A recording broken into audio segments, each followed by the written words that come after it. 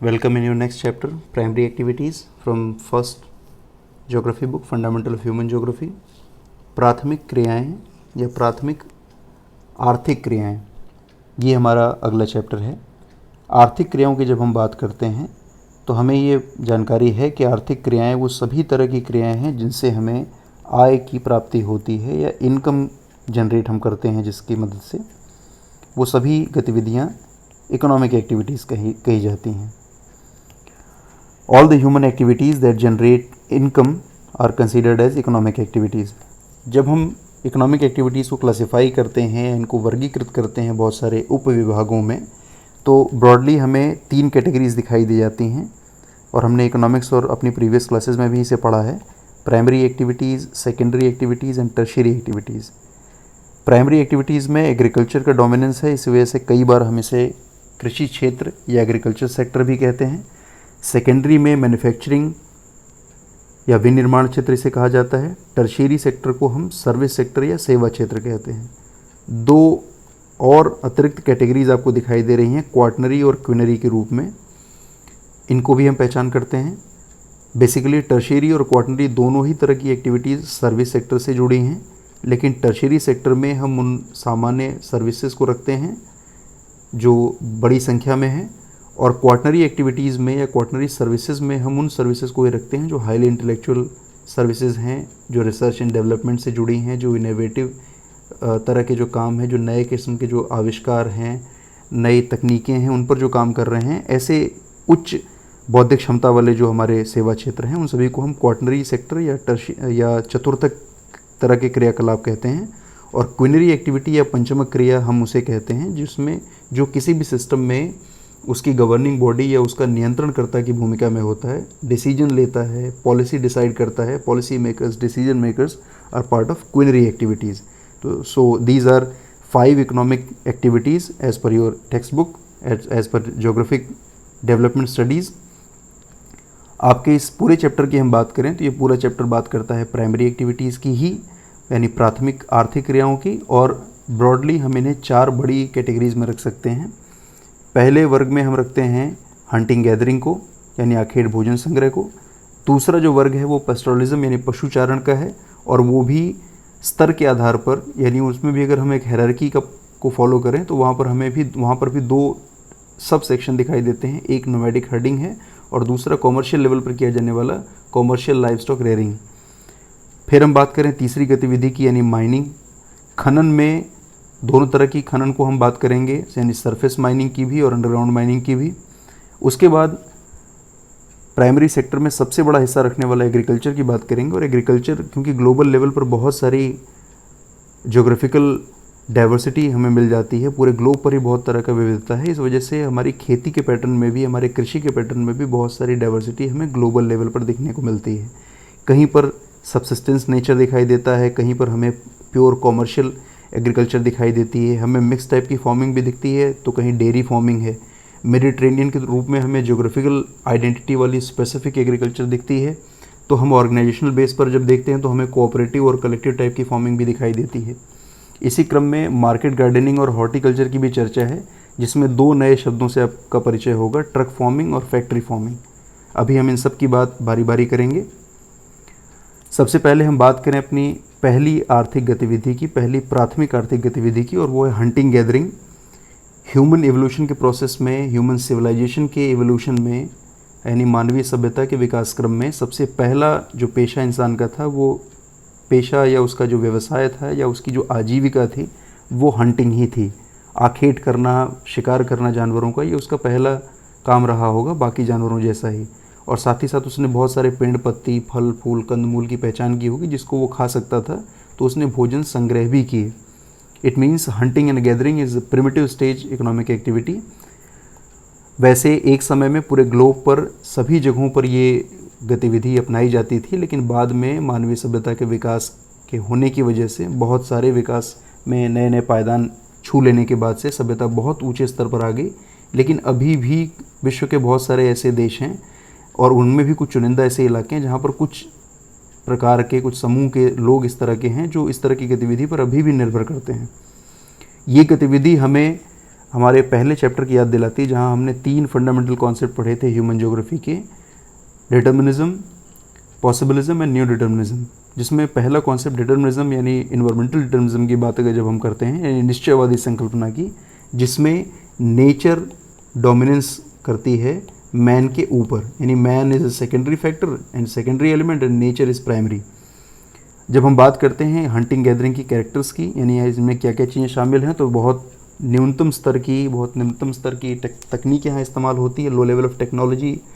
हालांकि इनके जो प्रोडक्ट्स हैं वो मार्केट, जो मॉडर्न मार्केट्स हैं उसमें भी बेचे खरीदे जाते हैं, जिनमें गम्स हैं, रेजिन्स हैं, बाल्टा है, रबड़ है, बहुत सारे तरह के पदार्थ हैं जिनको मार्केट में बेचा खरीदा जाता है। लेकिन इसके बावजूद भी इसमें पैसे का जो आदान प्रदान है वो कम मात्रा में है और तकनीकी बहुत न्यूनतम स्तर की है।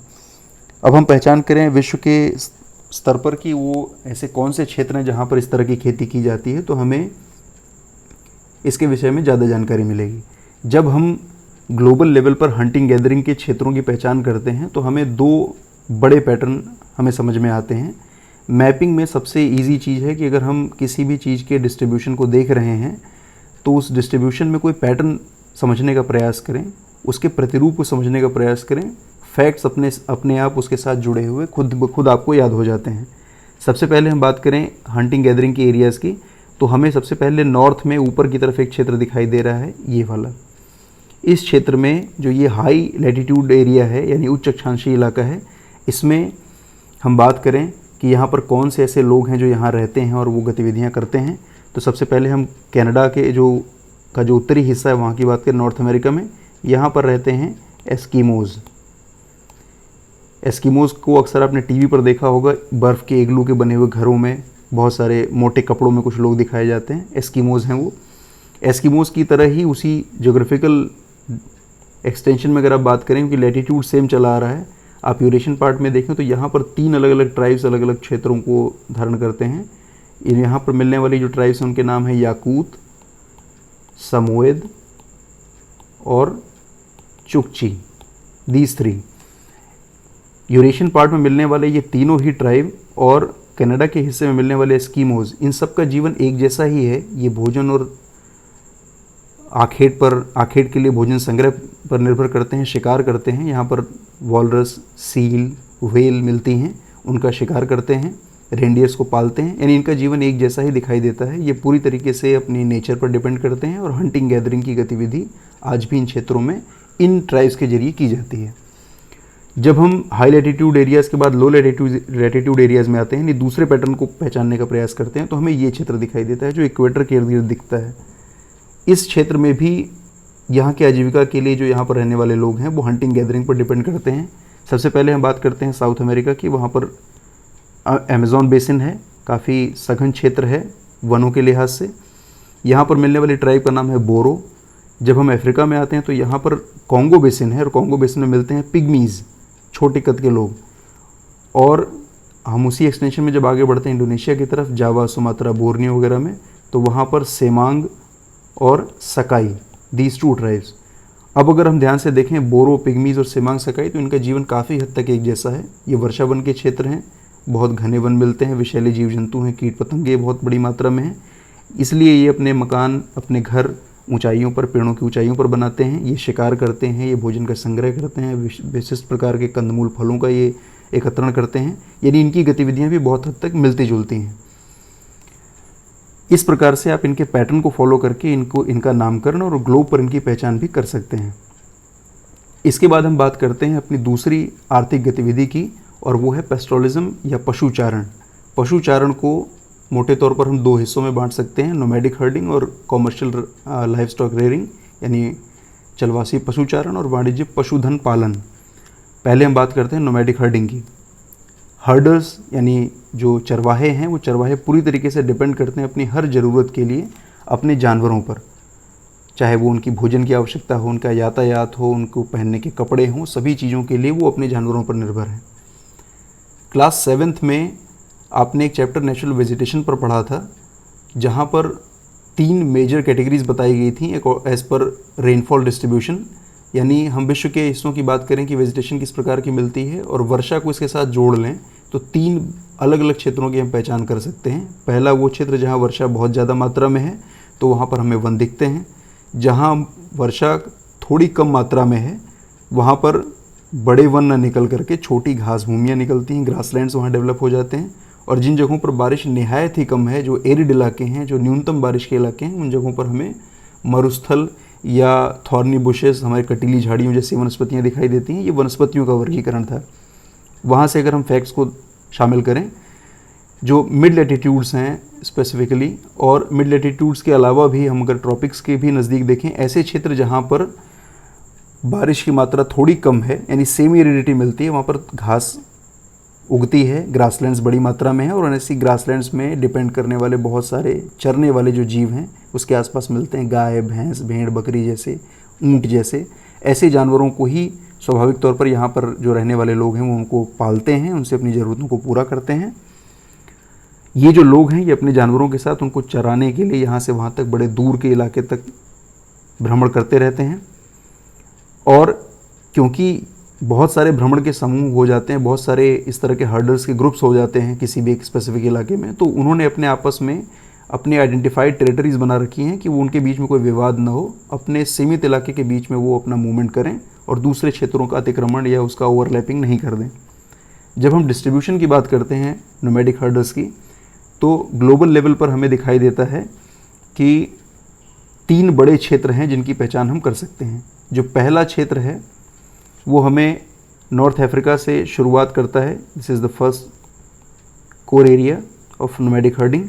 ये शुरू होता है नॉर्थ अफ्रीका से और ये पूरा अफ्रीका नॉर्थ पार करते हुए अरेबियन पेनिनसुला होते हुए और मिडिल एशिया से होते हुए मंगोलिया और फिर चाइना, मिडिल चाइना तक चला जाता है। इस पूरे हिस्से में वैरायटी ऑफ स्पीसीज़ मिलती हैं और उन पर डिपेंड करने वाले बहुत सारे हर्डर्स हैं, बहुत सारे ट्राइब्स हैं जो अपने जानवरों के साथ यहाँ से वहाँ तक मूवमेंट करते हैं। दूसरे क्षेत्र की जब हम पहचान करते हैं तो हमें यूरेशियन इलाके में वो दिखाई देता है और वो है आर्कटिक रीजन। इस क्षेत्र में मिलने वाले जो लोग हैं वो रेंडियर्स पालते हैं और उनके साथ अपनी गतिविधियों को वो करते हैं। और तीसरा क्षेत्र इन दोनों की तुलना में थोड़ा छोटा है और वो साउथ अफ्रीका के आसपास है, कलाहारी डेजर्ट के निचले हिस्सों में जहाँ बारिश थोड़ी कम है, ग्रासलैंड्स हैं, उन जगहों पर हमें तीसरा ये क्षेत्र दिखाई देता है। इस तरीके से 3 बड़े इलाके पहचान किए जा सकते हैं नोमैडिक हर्डिंग के आजकल। यहीं पर ट्रांसह्यूमन्स एक्टिविटी की बात आती है। ट्रांसह्यूमन्स एक्टिविटी आपने प्रीवियस क्लासेस में भी पढ़ा है, ऋतु प्रवास कहते हैं इसको।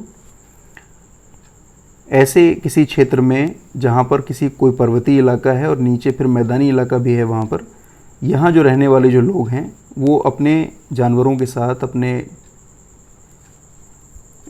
मवेशियों के साथ मैदानी इलाकों में अपने आवास में रहते हैं। विंटर्स में जबकि ऊपर पर्वतीय इलाकों में बर्फबारी होती है और बर्फ़ जमा होने से यहाँ पर जो ग्रासेस थी वो ढक जाते हैं बर्फ़ में, तो वो निचले इलाकों में बने रहते हैं। और जैसे ही विंटर सीज़न बीतता है और बर्फ़ पिघल जाती है और ये पूरी चारागाह भूमि खाली हो जाती है, तो ऐसी स्थितियों में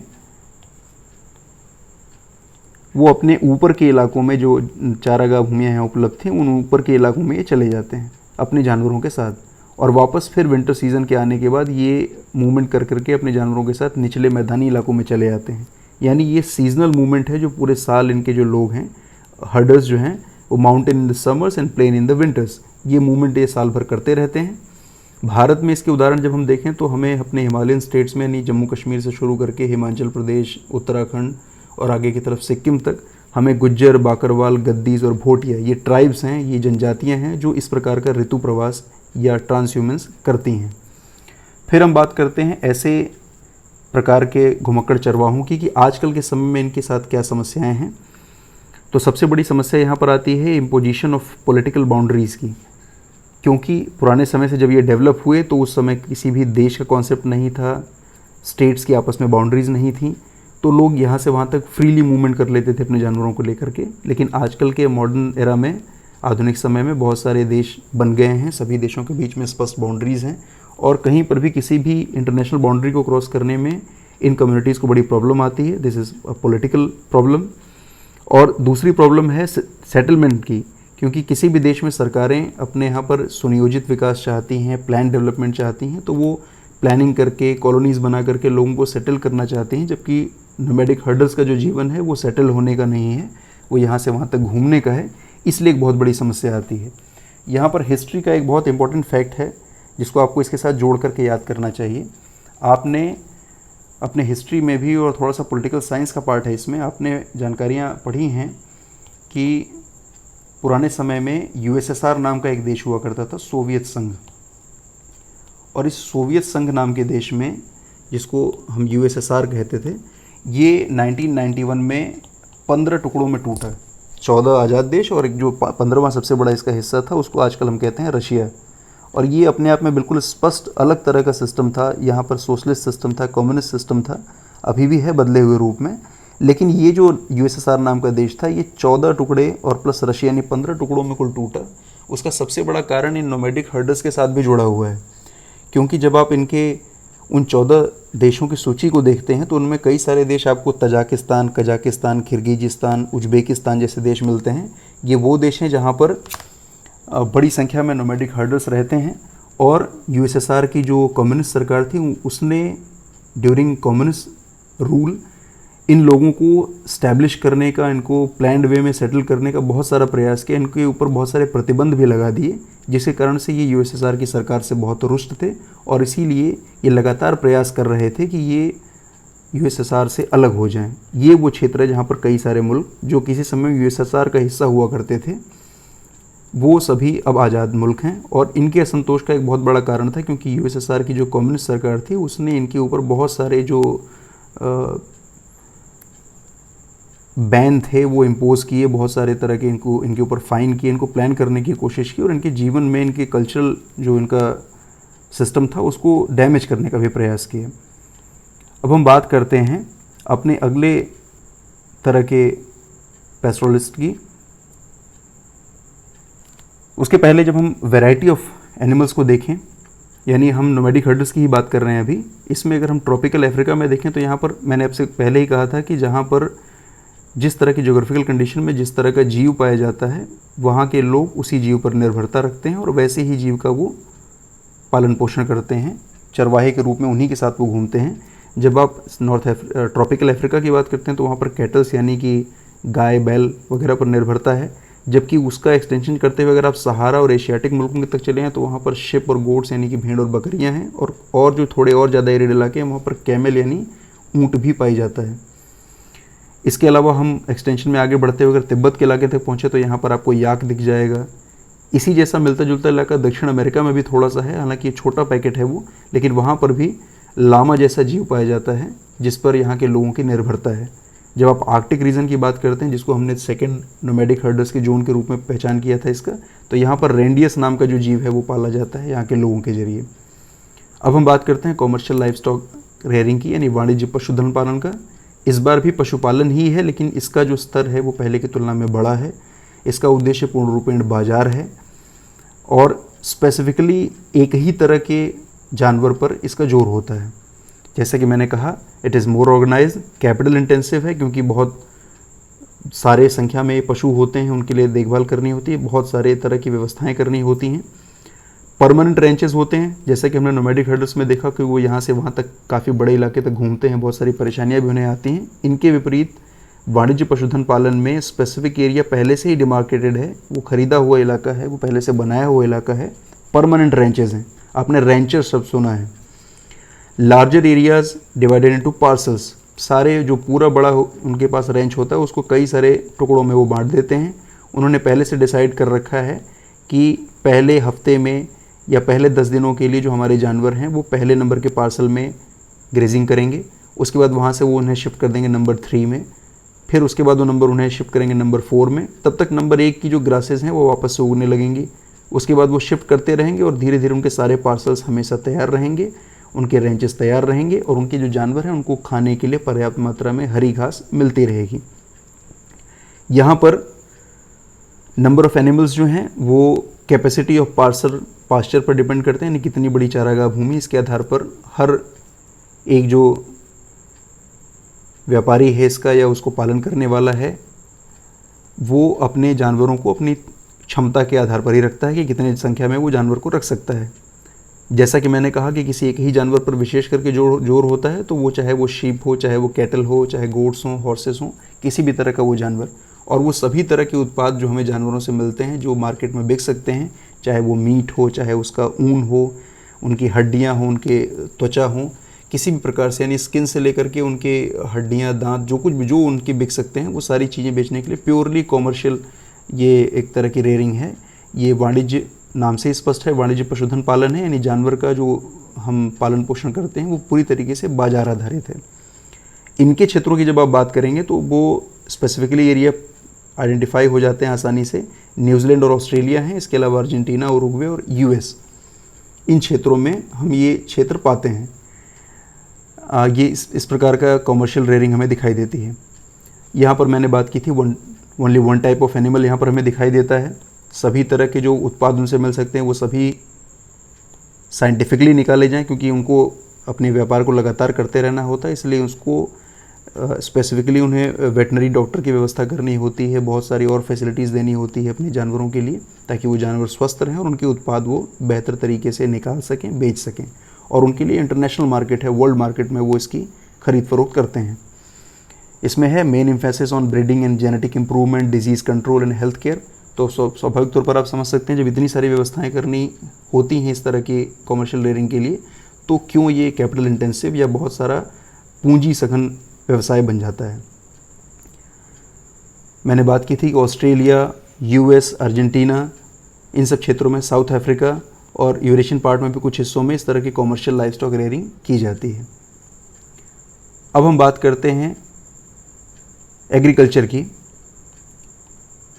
एग्रीकल्चर जो कि इंसान का सबसे प्रमुख गतिविधि है, अगर हम प्राइमरी एक्टिविटीज़ की बात करें तो सबसे बड़ा जो क्षेत्र है वो कवर करता है एग्रीकल्चर या कृषि। Practice under multiple combination of physical socio economic condition which gives rise to different types of agriculture systems. मैंने बात की थी आपसे ग्लोबल लेवल पर बहुत सारे वेराइटीज़ की, इतनी सारी ज्योग्राफिकल डाइवर्सिटी की वजह से हमें जो एग्रीकल्चर का पैटर्न है वो भी बहुत सारा डाइवर्स दिखाई देता है पूरे ग्लोब पर। और न केवल ये जो डाइवर्सिटी हमें वो न केवल क्रॉप में दिखाई देती है, बल्कि जो लाइफ स्टॉक उसके साथ जुड़ा है उसमें भी ये हमें स्पष्ट तौर पर दिखता है। जब एग्रीकल्चर को हम क्लासीफाई करते हैं तो बेसिकली हम उसके दो टाइप बना सकते हैं, subsistence type of agriculture and commercial type of agriculture. Subsistence यानी आजीविका के लिए, अपने परिवार के भरण पोषण के लिए की जाने वाली जो खेती है उसको हम जीविकोपार्जक या निर्वाह कृषि कहेंगे। और इसकी दो कैटेगरीज की चर्चा है, प्रिमिटिव और इंटेंसिव। प्रिमिटिव यानी आदिम प्रकार की, आदिकालीन पुराने तरीके की निर्वाह कृषि, और दूसरी है इंटेंसिव सब्सटेंस एग्रीकल्चर यानी कि सघन प्रकार की निर्वाह कृषि। सबसे पहले हम बात करें आदिकालीन सब्सटेंस एग्रीकल्चर की, तो यहाँ पर इसकी कैरेक्टर्स की बात करें, आपने एक टर्म प्रीवियस क्लासेस में पढ़ रखा है झूमिंग या शिफ्टिंग कल्टीवेशन का, जिसको हम स्लैश एंड बर्न एग्रीकल्चर भी कहते हैं। यानी कि यहाँ पर जो जनसंख्या है वो वन के किसी खास इलाके को काटती है, जलाती है और उस क्षेत्र को साफ करके वहाँ खेती करती है। कुछ सालों के बाद उस क्षेत्र को वो छोड़ देते हैं, नए इलाके में फिर ज़मीन वो साफ़ करते हैं। इस तरीके से वो सारे इलाके में शिफ्ट करते जाते हैं। वो जो कल्टीवेशन या एग्रीकल्चर है वो शिफ्ट होती जाती है, इसलिए इसका नाम शिफ्टिंग कल्टीवेशन है, यानी स्थानांतरणशील खेती है।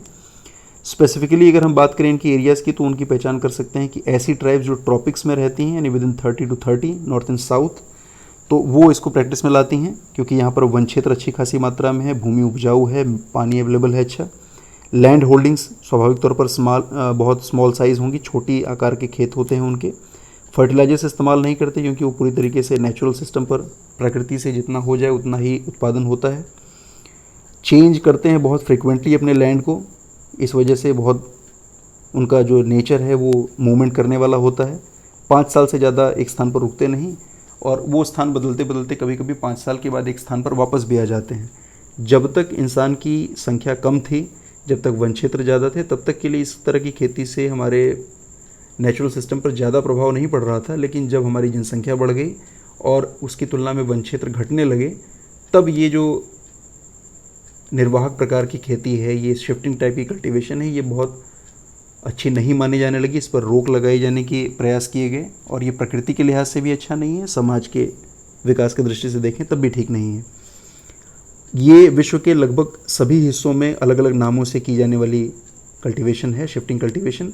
भारत के नॉर्थ ईस्टर्न स्टेट्स में हम इसको झूमिंग कहते हैं, बहुत पॉपुलर टर्म है ये। हम साउथ अमेरिका की बात करें तो वहाँ पर इसका नाम मिल्पा है, और लदांग इसको कहते हैं हम मलेशिया में।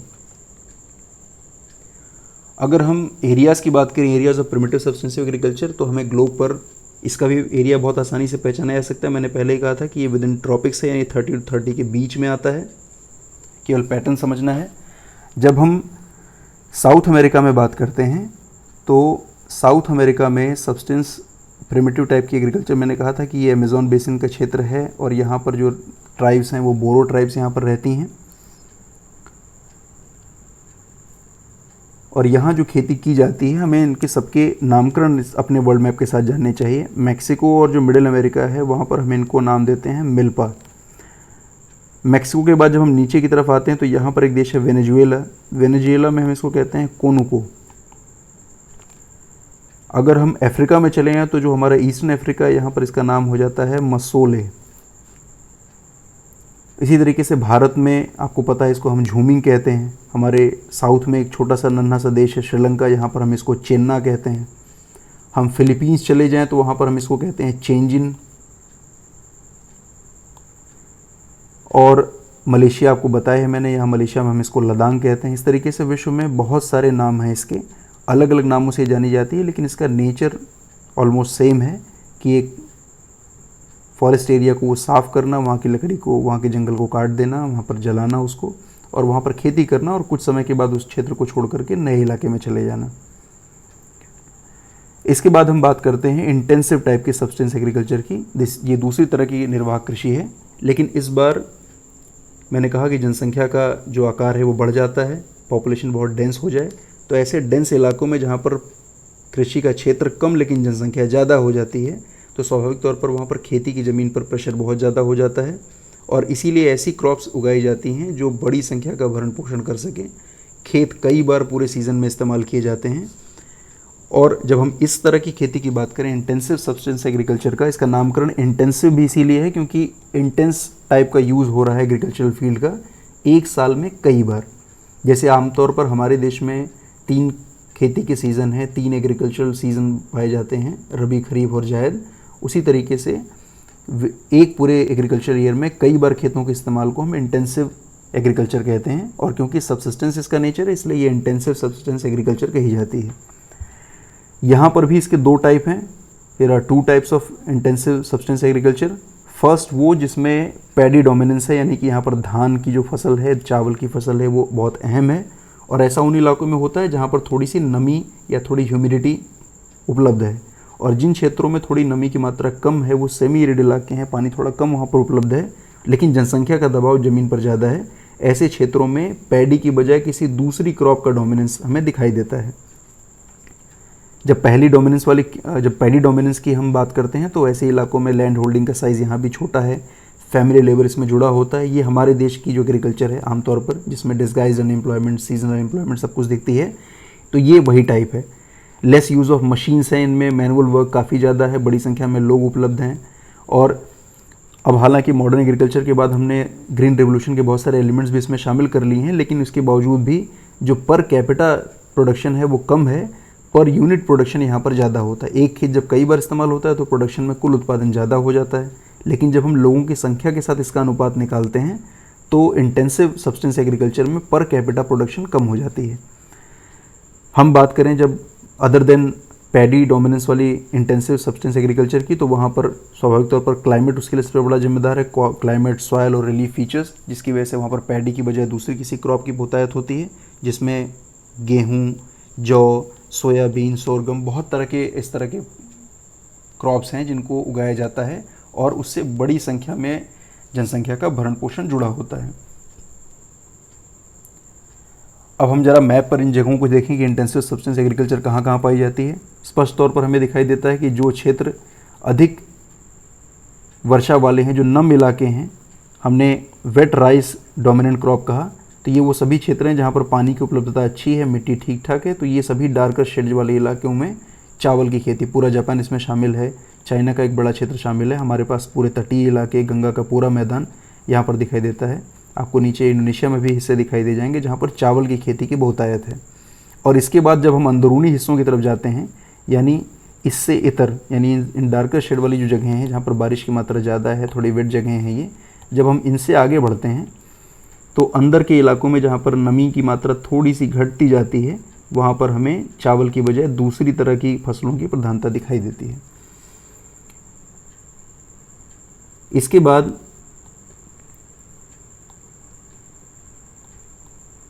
हम बात करते हैं एक्सटेंसिव टाइप की एग्रीकल्चर की, जो नेक्स्ट टाइप है इसका extensive commercial grain cultivation agriculture में, यानी वाणिज्य के आधार पर किए जाने वाले अनाज की खेती की बात करें तो यहाँ पर स्वाभाविक तौर पर यहाँ पर जो लैंड का साइज़ है वो काफ़ी बड़ा हो जाएगा, क्योंकि बहुत बड़े क्षेत्र में वो खेती की जाती है। और यहाँ एक और बड़ा अंतर इंटेंसिव एग्रीकल्चर के साथ है कि इसमें एक ही टाइप की क्रॉप, यानी वन क्रॉप पर जोर होता है, पूरा सिंगल क्रॉप लगाई जाती है, सिंगल क्रॉपिंग होती है। अगर हम बात करें ग्लोबल लेवल पर तो वीट इसका मेन क्रॉप है एक्सटेंसिव कॉमर्शियल ग्रेन कल्टीवेशन का। पहले हम इसके क्षेत्र की पहचान करें, फिर हम इसकी विशेषताओं की बात करेंगे।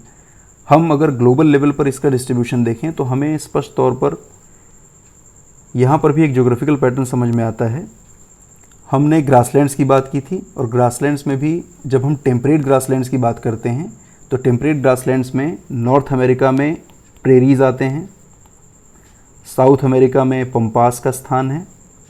आप अगर साउथ अफ्रीका में चले जाएं तो वहाँ पर वेल्ड्स हैं। ऑस्ट्रेलिया में ऐसे ही टेम्परेट ग्रासलैंड्स को डाउन्स कहा जाता है, और अगर हम यूरेशियन पार्ट में भी इनकी बात करें तो वहाँ पर इनको स्टेपीज़ कहा जाता है। तो ये सभी टेम्परेट ग्रासलैंड्स जो प्रेरीज, पंपास, स्टेपीज़, वेल्ड्स और डाउन्स के नाम से जाने जाते हैं, ये सभी जगहों पर गेहूँ की जो फसल है वो बड़े पैमाने पर उगाई जाती है। ये वो क्षेत्र है जहाँ पर इस तरह का एग्रीकल्चर किया जाता है। अब हम बात करें इसकी जो बेसिक कैरेक्टर है, ये सेमी एरिड इलाके हैं, बारिश थोड़ी कम है और मिड लैटिट्यूड है, यानी इनका जो स्थान है वो 30 डिग्री से लेकर के 45 डिग्री लैटिट्यूड के बीच में होगा। North south 30 to 45 degree latitudes में इनकी सिचुएशन होगी। बारिश थोड़ी कम है। वीट मेजर क्रॉप है, और इसके अतिरिक्त जो सहायक फसलें हैं वो कॉर्न, बार्ले और ओट्स जैसी फसलें हैं। यहाँ पर हैवी मैकेनाइजेशन है, यानी मैनुअल वर्क कम है और मशीनें यहाँ पर काम ज़्यादा करती हैं। सिंगल क्रॉपिंग है, मैंने पहले बात की इसकी। यहाँ पर लो यील्ड पर एकड़ आपको दिखाई देगा, क्योंकि खेत एक बार ही सीज़न में इस्तेमाल हो रहा है, इसलिए यहाँ पर कुल उत्पादन प्रति क्षेत्र के हिसाब से कम है। लेकिन क्योंकि यहाँ पर लोग कम लगे हैं तो जो कुल उत्पादन है, जब हम कम लोगों की संख्या से उसको भाग देते हैं, उसको डिवाइड करके जब निकालते हैं तो पर पर्सन जो ये यील्ड है, पर पर्सन जो प्रोडक्शन है वो ज़्यादा दिखता है। पर हेक्टेयर या पर एकड़ के हिसाब से जब हम ज़मीनों के लिहाज से उत्पादन को देखते हैं तो ये इंटेंसिव की तुलना में घटा हुआ दिखता है या कम मात्रा में दिखता है। प्रेरीज, पंपास, वेल्ड्स, डाउन्स, इनकी बात हमने पहले कर ली। कैनबरी प्लेन न्यूजीलैंड में पाया जाता है। इसके बाद बात करते हैं हम डेयरी फार्मिंग की। डेयरी फार्मिंग में ये एक एडवांस और एफिशिएंट टाइप का एनिमल रेयरिंग है, यानी यहाँ पर भी पशुपालन तो होता है, लेकिन पशुपालन में इसमें और उच्चतम स्तर की तकनीकें इस्तेमाल की जाती हैं। तो स्वाभाविक तौर पर उसकी तुलना में ये और ज़्यादा कैपिटल इंटेंसिव हो गया। यहाँ पर एनिमल के लिए बहुत सारी सुविधाएं देनी होती हैं, शेड है, स्टोरेज फैसिलिटी है, मल्चिंग मशीनें हैं। आमतौर पर हमारे देश में जो हम जानवरों को पालते हैं, दुधारू जानवरों को पालते हैं, तो हम अपने हाथ से ही उसको दूहते हैं। लेकिन बाहर में जब हम कॉमर्शियल लेवल पर इसका उत्पादन कर रहे होते हैं तो हम बहुत सारी मशीनों का इस्तेमाल करते हैं। इवन दूध दूहने के लिए भी मशीनें इस्तेमाल की जाती हैं। ये बहुत हाई लेबर इंटेंसिव भी है, क्योंकि जानवरों की देखभाल करना, उनकी छोटी छोटी चीज़ों का ख्याल रखना, उनमें कोई बीमारियां नहीं हो जाएं, इसका ध्यान रखना, ये लगातार लगा रहने वाला कि इसमें कोई ऑफ सीज़न नहीं है। There is no off season in this type of occupation. Practice nearby urban areas and industries, ये अगला पॉइंट है इसका, क्योंकि ये एक ऐसा गुड है जो तैयार होता है और बहुत जल्दी ख़राब भी हो सकता है, इसलिए इसको जितनी जल्दी हो सके उत्पादन के बाद इसको मार्केट जाना होता है। पेरिशेबल गुड है ये, इस वजह से इसको अर्बन एरियाज़ के आसपास या उसका जो डिमांड एरिया है उसके नज़दीक लगाया जाता है। इस कारण से डेयरी फार्मिंग को लगाते हुए हम ध्यान में रखते हैं कि जो ट्रांसपोर्टेशन फैसिलिटी है या जो रेफ्रिजरेशन है, पास्चराइजेशन है, ये जो नई तरह की तकनीकें ये सब इसमें इस्तेमाल हों। अब स्पष्ट है कि इतनी सारी चीज़ें ट्रांसपोर्टेशन से लेकर के और तमाम टेक्निक्स के इस्तेमाल करने की बात हो तो क्यों ये जो उद्योग है ये पूरी तरीके से ये जो प्रकार की गतिविधि ये क्यों हाईली कैपिटल इंटेंसिव हो जाती है। जब हम इनके क्षेत्रों की बात करें कि ये किन इलाकों में की जाती हैं, तो यहाँ पर भी हमें स्पष्ट तौर पर 3 बड़े क्षेत्र दिखाई देते हैं। नॉर्थ वेस्टर्न यूरोप में पहला इलाका है, दूसरा क्षेत्र हमें कनाडा में दिखाई देता है और तीसरी जो बेल्ट है वो साउथ ईस्टर्न ऑस्ट्रेलिया और न्यूजीलैंड में हमें दिखती है। मैप पर इनकी पहचान हम करें, हमने बात की थी पहला जो क्षेत्र है वो हमें नॉर्थ वेस्टर्न यूरोप में दिखाई देगा। यहीं पर डेनमार्क एक देश है। डेनमार्क में ही सबसे पहली बार ऑपरेशन फ्लड या वाइट रिवोल्यूशन जैसी चीज़ें हुई थी, जिसको देख करके हमने अपने देश में भी श्वेत क्रांति की, क्योंकि भारत में विश्व के सबसे ज़्यादा मवेशी पाए जाते हैं। भारत ने दुग्ध उत्पादन में डेनमार्क का पैटर्न फॉलो किया। हम आजकल विश्व में दूध के उत्पादन में नंबर 1 पर हैं। ये अलग बात है, कॉमर्शियल लेवल पर हमारा स्थान इसलिए नहीं आता क्योंकि हमारे पास बड़ी जनसंख्या है और अपने कुल प्रोडक्शन का एक बड़ा हिस्सा हम खुद ही कंज्यूम कर जाते हैं, यानी ग्लोबल मार्केट में हमें स्थान नहीं मिलता। हम दूसरे क्षेत्र की बात करें जो कि कनाडा के आसपास है, और तीसरे क्षेत्र की जिसकी चर्चा की गई थी वो ऑस्ट्रेलिया और उसके नीचे की तरफ ये ऑस्ट्रेलिया का ही पार्ट है, इसको तस्मानिया कहा जाता है। ये सारा भी मेजर डेयरी फार्मिंग एरियाज़ में कंसीडर किया जाता है। इसके बाद हम बात करते हैं नेक्स्ट टाइप की एग्रीकल्चर जो मेडिटेरेनियन, ये एरिया स्पेसिफिक है। एरिया स्पेसिफिक है, इसका मतलब ये मेडिटेरेनियन यानी भूमध्य सागर के आसपास का जो क्षेत्र है वहाँ पाई जाती है इस तरह की खेती। और केवल भूमध्य सागर ही नहीं, यहाँ के ज्योग्राफिकल पैटर्न को समझना भी उतना ही महत्वपूर्ण है। जब हम इसके क्षेत्र की बात करें, मेडिटेरेनियन सी है कहाँ, तो मेडिटेरेनियन सी हमें दिखाई देता है अफ्रीका के नॉर्थ में और यूरोप के साउथ में, यानी ये जो सर्किल एरिया आपको दिखाई दे रहा है उसके बीच में मेडिटेरेनियन सी है। बहुत सारे जो देश हैं अफ्रीका के वो उसके नीचे की तरफ आते हैं, Morocco, Algeria, Tunisia, Libya, Egypt, इसके नॉर्थ में, इसके साउथ में ये सारे देश आते हैं अफ्रीका के। और फिर अगर जब हम यूरोप की बात करते हैं तो कई सारे यूरोप के भी देश हैं जो इसके नॉर्दर्न पार्ट में आपको मिल जाएंगे। ये वो देश हैं पुर्तगाल से शुरू करके पुर्तगाल, स्पेन, फ्रांस, तुर्की और इधर की तरफ भी ये सारे देश जो मेडिटेरेनियन के आसपास कोस्ट रखते हैं। अब हम बात करते हैं मेडिटेरेनियन की कैरेक्टर्स की, मेडिटेरेनियन एग्रीकल्चर की क्या बेसिक कैरेक्टर्स हैं। Mediterranean type of agriculture specific एक एरिया के साथ एग्रीकल्चर जुड़ा है। इसका अर्थ है कि इसमें ज्योग्राफिकल स्पेशलिटी कुछ ना कुछ ज़रूर है। पहले हम इसका ज्योग्राफिकल एरिया या उसका कैरेक्टर समझें। ये जो क्षेत्र है इसको हमने मेडिटेरेनियन क्षेत्र कहा, अभी हमने मैप के जरिए भी इसे देखा। ये क्षेत्र स्वाभाविक तौर पर मिड लैटिट्यूड्स में आता है, यानी ये 45 डिग्री नॉर्थ लैटिट्यूड के आसपास है। इस क्षेत्र में आने वाले जो साइक्लोन्स होंगे स्वाभाविक तौर पर वो साइक्लोन वेस्टर्लीज के प्रभाव में होंगे और वो एक्स्ट्रा ट्रॉपिकल साइक्लोन्स होंगे। एक्स्ट्रा ट्रॉपिकल साइक्लोन्स के मूवमेंट करने का जो तरीका है वो कुछ इस तरीके से होगा, और ऐसे मूवमेंट करने का मतलब है यानी कि फ्रॉम वेस्ट टू ईस्ट ये मूवमेंट करते हैं, वेस्ट से चलते हैं इसीलिए वेस्टर्लीज हवाएं हैं, ये वेस्ट से मूवमेंट करते हैं और इसीलिए वेस्ट से मूवमेंट करने की वजह से ये अपने सामने पड़ने वाले पहले क्षेत्र में बारिश ज़्यादा मात्रा में करते हैं। ठंडक में यहाँ पर बारिश होती है और जैसे जैसे ये अंदरूनी इलाकों की तरफ बढ़ना शुरू करते हैं ये धीरे धीरे बारिश को कम कर देते हैं, अंदरूनी इलाकों की तरफ बारिश घटती चली जाती है। तो स्वाभाविक तौर पर विंटर्स में इन सभी जगहों पर ग्लोब पर बारिश होती है। नीचे की तरफ भी हम बात करें तो नीचे भी ये 45 डिग्री के आसपास का क्षेत्र है और इन सभी जगहों पर भी ज्योग्राफिकल जो सिमिलैरिटीज़ हैं वो पाई जा रही हैं। विंटर्स में बारिश है, वेस्टर्लीज के जरिए बारिश होती है, एक्स्ट्रा ट्रॉपिकल साइक्लोन्स के जरिए बारिश होती है। ये ठंडक की बारिश एक खास दशाएं पैदा करती है जिसमें सिट्रस फ्रूट्स यानी कि जो रसदार फल हैं उनका उत्पादन अच्छा किया जा सकता है। हमने अभी जिन क्षेत्रों की पहचान की उन सभी के नाम नॉर्थ अफ्रीका से लेकर के चिले, साउथ अफ्रीका, ऑस्ट्रेलिया सबके नाम इसमें लिखे हुए हैं।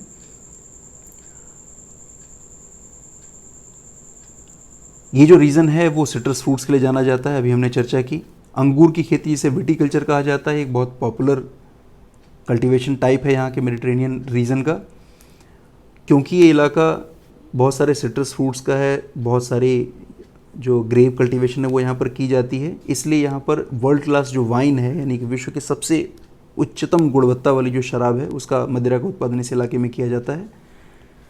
साथ ही साथ ऑलिव और फिग जैसे दूसरे और भी उत्पाद हैं जिनको यहाँ उगाया जाता है और ये एक बहुत इंपॉर्टेंट इलाका बन जाता है अगर हम कुल व्यापार की बात करें, टोटल कॉमर्स की बात करें एग्रीकल्चर प्रोडक्ट की, तो ये बहुत इंपॉर्टेंट इलाका इसलिए बन जाता है क्योंकि विंटर्स में जबकि यूरोप का और नॉर्थ अमेरिका का बड़ा हिस्सा ऊपर में बर्फबारी की चपेट में होता है, वहाँ पर क्राइसिस का दौर होता है, तो उस समय इस पूरे इलाके से, मेडिटेरेनियन इलाके से यूरोप और अमेरिका के लिए जो ज़रूरी सामान है, जो वैल्यूएबल क्रॉप्स हैं, इनकी सप्लाई इस जोन से होती है, इसलिए एक बहुत महत्वपूर्ण क्षेत्र बन जाता है अमेरिका के लिए भी और यूरोप के लिए भी।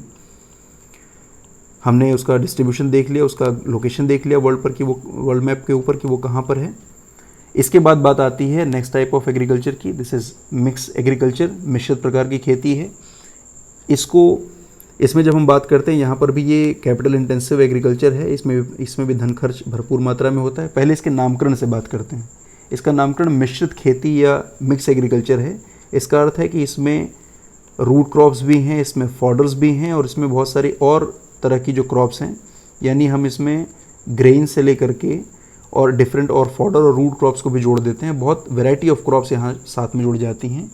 क्रॉप रोटेशन यहाँ पर की जाती है, यानी बहुत अलग अलग प्रकार की, बहुत अलग अलग नेचर की जो क्रॉप्स हैं वो साथ में उगाई जाती हैं इन इलाकों में। इस कारण से हम इसको मिक्स एग्रीकल्चर कहते हैं। यहाँ पर खेत का जो साइज़ है वो मॉडरेट साइज़ होता है। हमने फॉडर क्रॉप्स की बात की। इसका अर्थ है कि स्वाभाविक तौर पर इससे जुड़ा हुआ जो इलाका है वहाँ पर कैटल्स की, शिप, पिग और पोल्ट्री जो उत्पाद हैं वो बड़ी मात्रा में इस्तेमाल किए जाते हैं, यानी इनसे संबंधित उद्योग वहाँ ज़्यादा हैं, तो इनकी सप्लाई के लिए, फॉडर के लिए बड़ी मात्रा में इस तरह की खेती यहाँ पर की जाती है।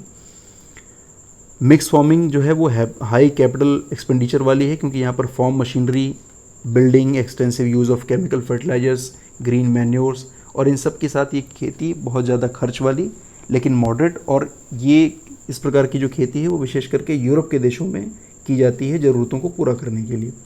आप मिश्रित खेती के क्षेत्र देखें तो यूरोप में ही एक बड़ा क्षेत्र आपको दिखाई देता है। उसके अलावा पॉकेट्स के रूप में आपको नॉर्थ अमेरिका और साउथ अमेरिका में, जबकि दक्षिण अफ्रीका में भी थोड़ा सा क्षेत्र आपको दिखता है। इसके बाद बात करते हैं नेक्स्ट टाइप ऑफ एग्रीकल्चर की। दिस इज मार्केट गार्डनिंग और हॉर्टिकल्चर। मार्केट गार्डनिंग यानी बाजार के लिए जो खेती की जाती है, बाजार के लिए की गई खेती में बहुत वैरायटी ऑफ क्रॉप्स उगाई जाती हैं, विशेष करके जो फूल हैं, सब्जियां हैं, इनको उगाया जाता है यहाँ।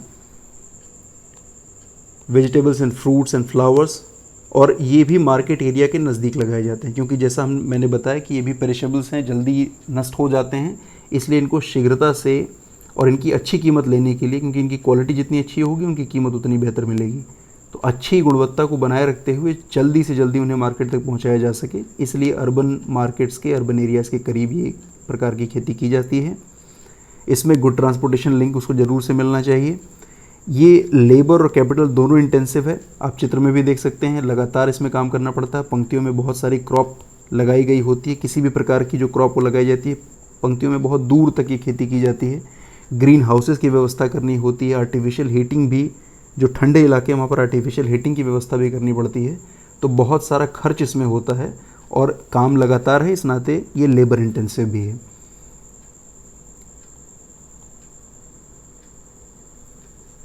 हम बात करें अगर इनके प्रमुख क्षेत्रों की कि वो कहाँ कहाँ पर हैं, तो हमें यूरोप और यूएस में मेडिटेरेनियन के आसपास इस तरह की खेती बड़ी मात्रा में दिख जाती है। आपने अपने कंप्यूटर स्क्रीन पर कई बार ट्यूलिप के फूल देखे होंगे। नीदरलैंड नाम का एक जो देश है यूरोप में, ये वेस्टर्न यूरोप का एक छोटा सा देश है। नीदरलैंड ट्यूलिप के प्रोडक्शन के लिए विश्व भर में जाना जाता है, अपने हॉर्टिकल्चर के लिए, और विश्व के सभी बड़े देशों में, यूरोप के सारे देशों तक इसके जो फूल हैं ट्यूलिप के वो पहुँचाए जाते हैं। यहीं पर एक बड़ा महत्वपूर्ण टर्म से आपका परिचय होगा और वो है ट्रक फार्मिंग। ट्रक फार्मिंग हम कहते हैं, स्वाभाविक तौर पर इसमें ट्रक की कोई खेती नहीं होती है। ट्रक का इस्तेमाल खेती में उगाए गए जो उपज है, जो उत्पादन है, उसको मार्केट तक पहुंचाने के लिए किया जाता है। आमतौर पर ऐसे सभी मार्केट गार्डनिंग के जो प्रोडक्ट हैं जिनको बहुत छोटी दूरी, और दूरी कम से कम इतनी हो जिसको एक ट्रक एक रात में कवर कर ले, यानी ट्रकों की आवाजाही इसमें पर्याप्त मात्रा में होती रहती है इस प्रकार की खेती में, इसीलिए इसका नामकरण ट्रक फार्मिंग पड़ गया है।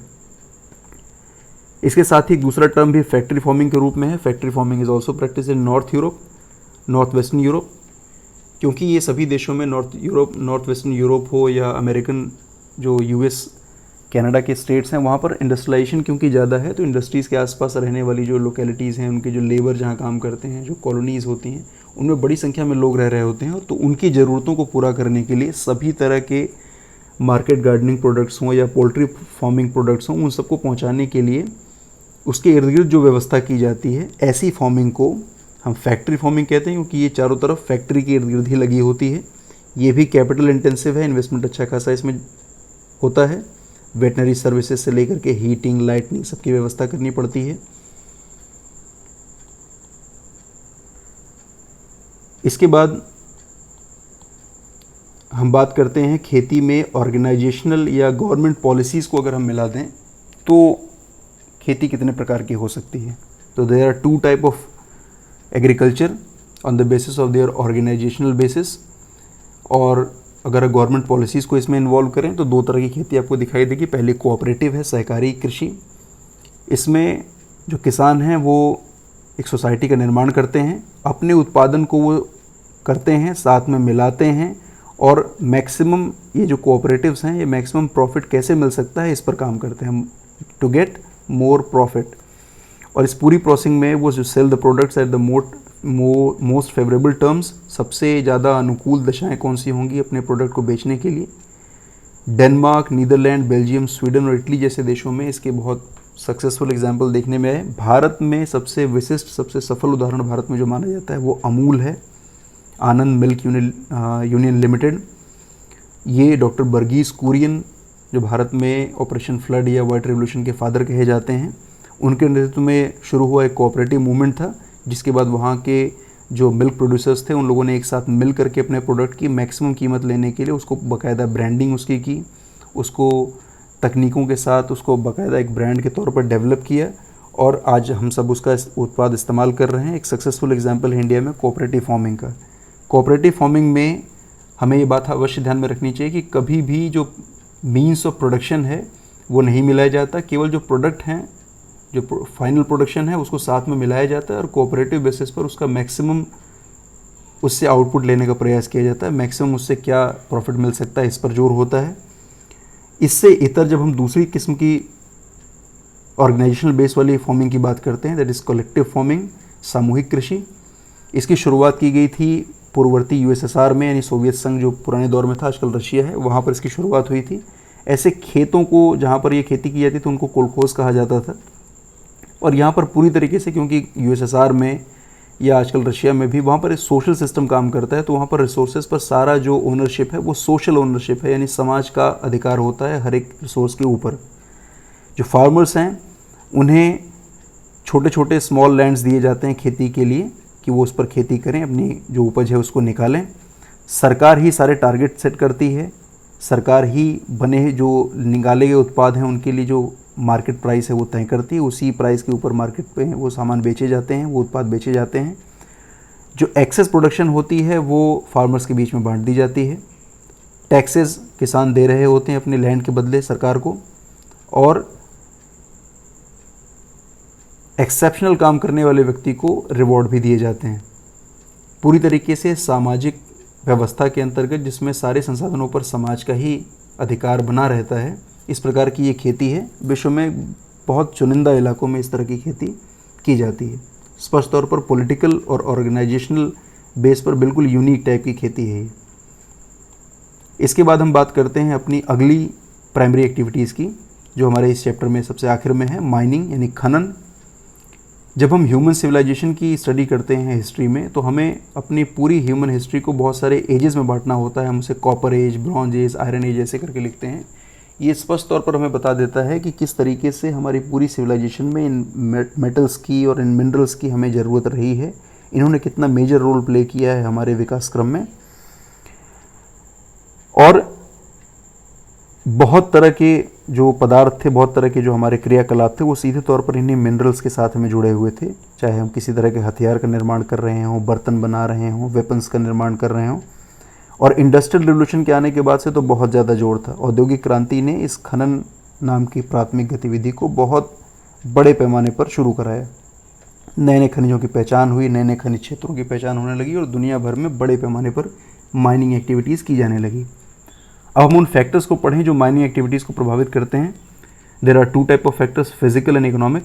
फिजिकल फैक्टर्स में हम बात करेंगे कि जो मिनरल है उसका साइज़ क्या है, वो किस किस्म का है, यानी उसकी ग्रेडिंग क्या है, और मोड ऑफ ऑकरेंस यानी कितनी मात्रा में वहाँ पर उपलब्ध है। इस आधार पर कहीं पर माइनिंग ज़्यादा या कम मात्रा में होती है, यानी अगर ये चीज़ें फेवरेबल हैं, साइज़ अच्छी मिल रही है, किस्म अच्छी गुणवत्ता की है, क्वालिटी बढ़िया है, मार्केट में अच्छी कीमत मिल सकती है और बड़ी मात्रा में वहाँ पर उपलब्ध है, तो माइनिंग करने वाली जो एजेंसीज़ हैं वो लग जाती हैं, माइनिंग करने वाली जो यूनिट्स हैं वहाँ पर वो काम करने लगती हैं। ये फेवरेबल कंडीशन को दिखाता है। जब इकोनॉमिक फैक्टर्स की बात करते हैं तो मार्केट में डिमांड क्या है उस मिनरल की, क्या टेक्नोलॉजी उपलब्ध है और इस्तेमाल क्या की जा रही है, this is also economic factor. और कैपिटल इन्वेस्टमेंट जो है इंफ्रास्ट्रक्चर पर कितना किया जा सकता है, labour and transport cost per, ये भी एक इकोनॉमिक फैक्टर है। तो these are two major factors which are affecting the mining activities की किसी क्षेत्र में ज़्यादा मात्रा में खनन होगा या कम मात्रा में खनन होगा, वो इन दोनों भौतिक और आर्थिक कारकों को मिला करके ही तय होता है। इसके बाद हम बात करते हैं टाइप्स ऑफ माइनिंग की, यानी खनन के प्रकारों की। There are two types of mining, surface mining जिसको हम ओपन कास्ट माइनिंग भी कहते हैं, यानी ऊपर की सरफेस खुली होती है और वहाँ से माइनिंग होती चली जाती है। आपको इस चित्र से भी स्पष्ट है और इस चित्र में उसका मैकेनिज्म समझाया गया कि किस प्रकार से वो सारा क्षेत्र राउंड बाय राउंड वो खोदते जाते हैं, वहाँ रास्ता बनाते जाते हैं और अंदर जो चीज़ें मिल रही होती हैं उसमें से वो सामान को लोड करके बाहर निकालते रहते हैं। ये सामान्य तौर पर पुराने तरीके की माइनिंग है, क्योंकि यानी सबसे सस्ते प्रकार की माइनिंग है, सबसे ईजीएस्ट टाइप की माइनिंग है और इसमें सेफ्टी के प्रिकॉशंस बहुत ज़्यादा लागू हो जाते हैं, क्योंकि यहाँ पर आपको ज़मीन के अंदर नहीं जाना होता है। इसके बाद हम बात करते हैं दूसरी टाइप की माइनिंग की, जो है अंडरग्राउंड माइनिंग। अंडरग्राउंड माइनिंग या भूमिगत माइनिंग, जिसको शाफ्ट माइनिंग भी कहा जाता है, इसमें आपको बहुत सारे हैवी एक्सपेंडिचर की ज़रूरत पड़ती है, क्योंकि ये सरफेस के अंदर से चीज़ों को निकाल रहा होता है और इसीलिए पहले की तुलना में ये लागत भी ज़्यादा लेती है और इसमें जोखिम भी ज़्यादा है। इसमें वर्टिकल शाफ्ट जो है उनके लिए शंक बनाना, अंडरग्राउंड गैलरीज, मिनरल्स के रेडिएट, ऐसे बहुत सारे मिनरल्स हैं जो रेडिएट करते हैं, तो उनके लिए गैलरीज बनाना ताकि वो आसानी से वहाँ से रेडिएशन हो सके, निकालने वाले जो माइनिंग करने वाले जो श्रमिक हैं उनको नुकसान नहीं हो। बहुत सारी lifts, drills, haulage vehicles, ventilation की व्यवस्था करना, ये सारी चीज़ें हैं जिसकी वजह से खर्च कई गुना ज़्यादा होता है पहले वाली माइनिंग की तुलना में। ये मेथड रिस्की भी बहुत है, पॉइजनस गैसेस, फायर, फ्लड्स ये सभी होती हैं। कई बार जो अंदर श्रमिक काम कर रहे होते हैं अचानक से कहीं एक्वेफर में चोट लग जाने की वजह से बहुत सारा पानी उन खानों में भर जाता है और एक्सीडेंट्स हो जाते हैं। ये जो चित्र है ये उन माइनिंग को समझाता है कि किस तरीके से बाकायदा लिफ्ट बना करके काफ़ी अंदर गहराई तक जाना होता है और वहाँ अंदर जा कर के इतनी गहराई के अंदर ये सारे काम किए जा रहे होते हैं, तो स्वाभाविक तौर पर रिस्क कई गुना ज़्यादा हो जाता है। अब हम बात करते हैं इस चैप्टर में सबसे आखिरी बिंदु की, जो ये अंडरग्राउंड माइनिंग है। ये अंडरग्राउंड माइनिंग विश्व के बहुत सारे देशों में की जाती है, लेकिन आजकल जो रीसेंट ट्रेंड है, जो डेवलप्ड इकोनॉमीज़ हैं या जो विकसित देश हैं, वो इस तरह की माइनिंग से अब धीरे धीरे पीछे हटने लगे हैं, क्योंकि इसमें जो लेबर कॉस्ट है वो बहुत ज़्यादा है और साथ ही साथ इसमें रिस्क फैक्टर भी बना रहता है। डेवलपिंग इकोनॉमीज़ हालांकि अभी भी इससे काफ़ी हद तक जुड़ी हैं, क्योंकि उनको अपने लोगों का जीवन बेहतर करना है, उनके पास रिसोर्सेज हैं, वहाँ उनको रोज़गार मिल जाता है। यहाँ पर ऐसा मेंशन भी किया गया आपके टेक्स्ट बुक से ही कि अफ्रीका और साउथ अमेरिका के बहुत सारे देश हैं, इंक्लूडिंग एशिया के भी, जहाँ पर 50% जो अर्निंग्स हैं वो सीधे तौर पर मिनरल्स के जरिए ही होती है। यानी कि विकसित देशों में माइनिंग एक्टिविटीज़ को डिस्करेज कर रहे हैं, जबकि जो डेवलपिंग और लेस डेवलप्ड देश है वहाँ पर माइनिंग एक्टिविटीज़ अभी भी प्रमुखता बनाए हुए हैं बहुत सारे कारणों से। यहाँ पर आपका ये चैप्टर कंप्लीट होता है। धन्यवाद।